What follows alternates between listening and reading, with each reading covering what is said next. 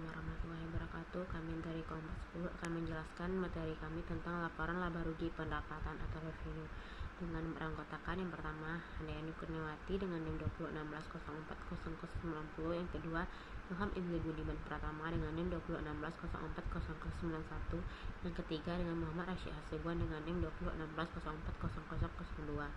Saya akan menjelaskan materi yang A, yaitu karakteristik pendapatan.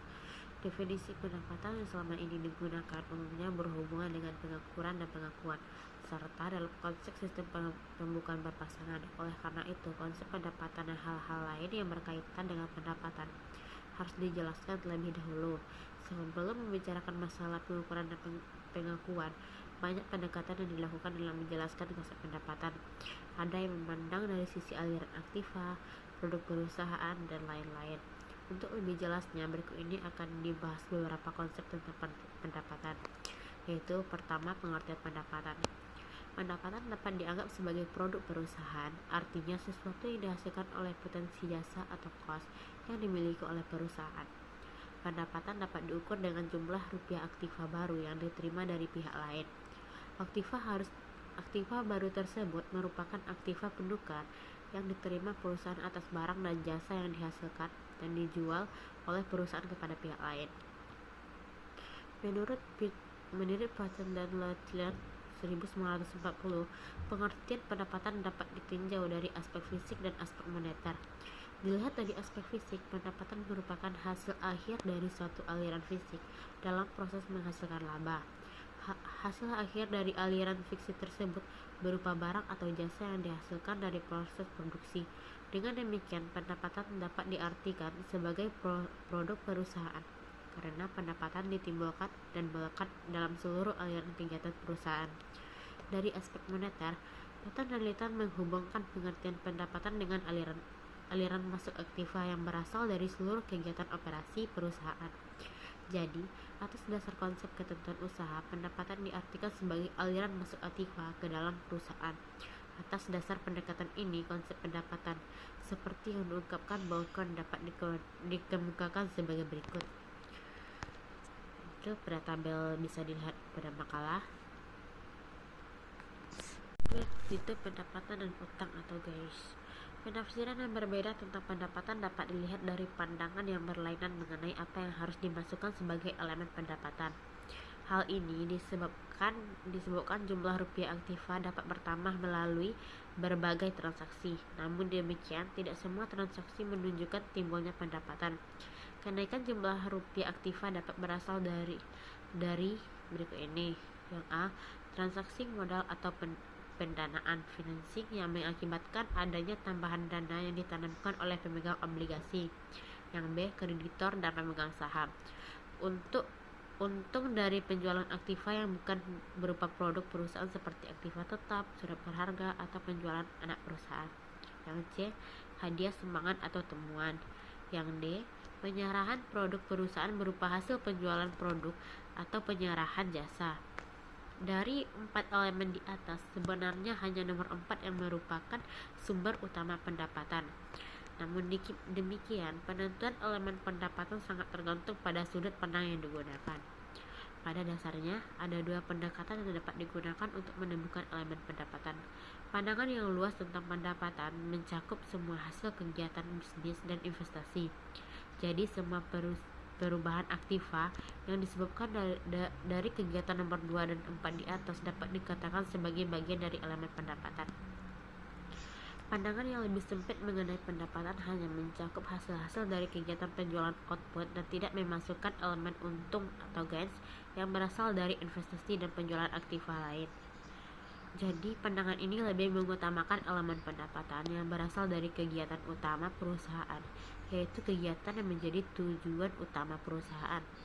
Sementara untung merupakan aliran aktiva yang masuk ke dalam perusahaan yang berasal dari kegiatan yang secara tidak langsung berkaitan dengan kegiatan utama perusahaan. Martis mengatakan bahwa untung atau gains timbul dari kegiatan sampingan bukan kegiatan utama. Contohnya, capital gains dari penjualan investasi yang diperoleh bukan dengan maksud untuk dijual kembali. Namun, upaya membedakan gains dengan pendapatan memberi fleksibilitas tentang definisi yang lebih tepat dan terpisah dapat diterapkan untuk setiap jenis transaksi. VASD mendefinisikan utang sebagai kenaikan aktiva yang sekaligus menaikkan modal yang berasal dari transaksi sampingan atau insidental, atau transaksi atau peristiwa lain yang bukan berasal dari pendapatan, serta atau investasi dari pemilik. Dari pengertian tersebut, jelas bahwa FASD memisahkan untung tetap dilaporkan dalam laporan rugi laba sebagai penentuan besarnya laba komprehensif. IAI sendiri mengartikan untung sebagai bagian yang berpisah dari pendapatan. Hal ini dapat dilihat dari PSAK nomor 23 halaman 23.1 yang menyebutkan bahwa penghasilan atau income meliputi baik pendapatan akhir review maupun keuntungan. Jadi, dari dua pandangan tersebut dapat dilihat adanya perdebatan dalam pelakuan pendapatan dan untung. Namun demikian, untuk memenuhi kebutuhan pemakaian laporan keuangan, pemisahan pendapatan dan untung kemudian akan lebih informatif dibandingkan dimasukkan untung sebagai bagian pendapatan. Dengan jelas, kenaikan nilai aktiva berasal dari kegiatan utamanya atau kegiatan sampingannya. Yang B, pengukuran pendapatan. Pendapatan diukur dalam satuan nilai tukar produk atau jasa dalam suatu transaksi yang bebas. Nilai tukar tersebut menunjukkan ekualitas kas atau nilai diskonto tunai dari uang yang diterima atau akan diterima dari transaksi penjualan. IAI juga menganut prinsip yang sama, yaitu mengukur pendapatan berdasarkan nilai sewajar imbalan yang diterima atau yang telah diterima. Yang dimaksud nilai wajar di sini yaitu jumlah di mana suatu aktiva mungkin ditukar atau suatu hutang diselesaikan antara pihak yang memahami dan berkeinginan untuk melakukan transaksi wajar. Dalam beberapa hal, nilai tersebut mungkin ekuivalen dengan harga yang disepakati dari transaksi dengan pembeli. Namun demikian, cadangan tertentu harus dibentuk sampai kas benar-benar diterima. Apabila periode pengumpulan kas relatif pendek, maka potongan tersebut dapat dihiraukan. Ada 3 alasan yang mendukung perlakuan ini. Yang pertama yaitu, pada tingkat potongan yang rendah, jumlah yang relatif kecil tidak akan mempengaruhi pengumpulan pendapatan. Yang B, karena potongan dapat diklasifikasikan sebagai bagian dari total pendapatan, pengaruh utamanya ada pada masalah pengakuan. Potongan harus segera dicatat setelah pendapatan diakui. Akan tetapi, apabila jumlah potongan tidak material, maka pengaruhnya terhadap laba periode juga tak begitu besar. Yang terakhir itu, penggolongan pendapatan yang timbul dari penjualan yang disertai potongan dapat diakui sebagai rugi dan akan mengurangi pendapatan.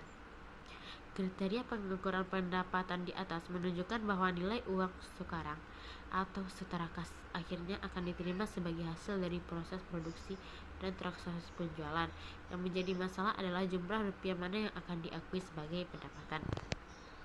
Secara umum, jumlah rupiah neto adalah dasar yang paling tepat dibandingkan jumlah kotor. Oleh karena itu, potongan tunai menjadi sarana dalam penentuan harga jual. Maka jumlah rupiah penjualan yang efektif adalah jumlah rupiah neto. Jumlah rupiah tersebut menunjukkan harga pasar yang sebenarnya dari barang jasa, dan jumlah tersebut juga menunjukkan jumlah yang diharapkan dibayar oleh pembeli. Dengan demikian, jelas bahwa semua potongan penjualan, teratur penjualan, dan pengurangan harga jual lainnya diperlakukan sebagai pengurangan pendapatan atau rekening penilaian, bukan sebagai komponen biaya. Sekian penjelasan dari saya kembalikan kepada rekan saya. Baiklah, saya akan melanjutkan materi tentang pembentukan dan realisasi pendapatan. Pertama itu pembentukan pendapatan atau bisa disebut dengan earning process. Earning process itu suatu konsep yang dijelaskan proses terjadi pendapatan secara konseptual. Pendapatan dianggap terbentuk bersamaan dengan seluruh proses berlangsungnya kegiatan perusahaan ini. Jadi proses pembentukan pendapatan dimulai dari kegiatan produksi, penjualan, dan pengumpulan piutang. Itu sebenarnya tentang realisasi pendapatan. Konsep realisasi berbeda dengan konsep pembentukan pendapatan. Realisasi merupakan teknik akuntansi yang dijadikan dasar untuk menandai pengakuan pendapatan. Atas dasar konsep ini, pendapatan baru terbentuk setelah produk selesai dikerjakan dan terrealisasi melalui penjualan baik secara langsung maupun kontrak penjualan. Realisasi pendapatan ditandai oleh dua kejadian, yaitu yang pertama, adanya kepastian perubahan produk menjadi bentuk aktiva lain melalui kegiatan penjualan yang sah.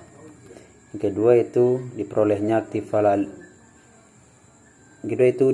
aktiva lain, biasanya aktiva lancar, sebagai pengesahan terhadap transaksi penjualan tersebut. Materi selanjutnya itu tentang pengakuan pendapatan.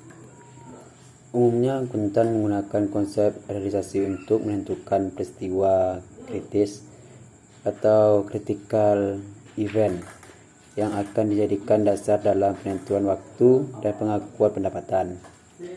Hal ini dilakukan karena sulitnya mengalokasikan pendapatan pada berbagai tahapan kegiatan operasi dalam perusahaan. Secara umum, ada dua kriteria yang dapat dijadikan dasar untuk mengakui pendapatan.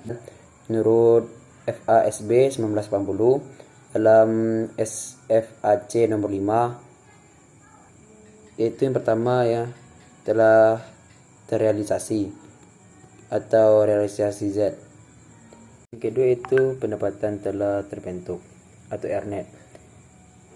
Itu bila kegiatan menghasilkan barang dan jasa telah berjalan dan secara substansional telah selesai. Kriteria pengakuan pendapatan yang lebih bersifat teknis dikemukakan oleh KAM pada tahun 1990. Menurut KAM ada tiga. Bismillahirrahmanirrahim. Saya Muhammad Rasta Sibuan, NIM 2016040092, akan melanjutkan penjelasan yang selanjutnya, yaitu pendapatan menurut IFRS. IFRS memberikan kriteria pengakuan pendapatan di IAS 18.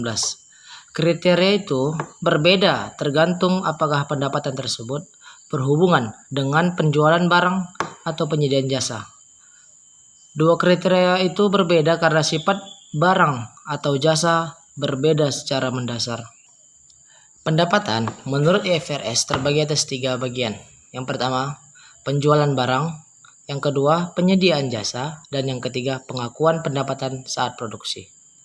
Yang selanjutnya yaitu contoh kasus dari yang kami bahas pada hari ini, yaitu laporan keuangan PT Hutama Karya Persero Tbk dan entitas anaknya. Berdasarkan materi yang telah dibahas, maka implementasi dari materi tersebut, pemakalah menggambarkan dari laporan keuangan PT Hutama Karya Persero Tbk dan entitas anaknya. Dari laporan keuangan ini, maka dapat kita lihat bahwa konsep hutang dan ekuitas di dalam laporan keuangan sebagai berikut. Dan untuk laporan keuangannya bisa teman-teman sekalian lihat di dalam PPT ataupun makalah yang telah kami sajikan. Sekian dari saya. Billahi taufiq wal hidayah wa ridwan inayah. Kami izin. Assalamualaikum warahmatullahi wabarakatuh.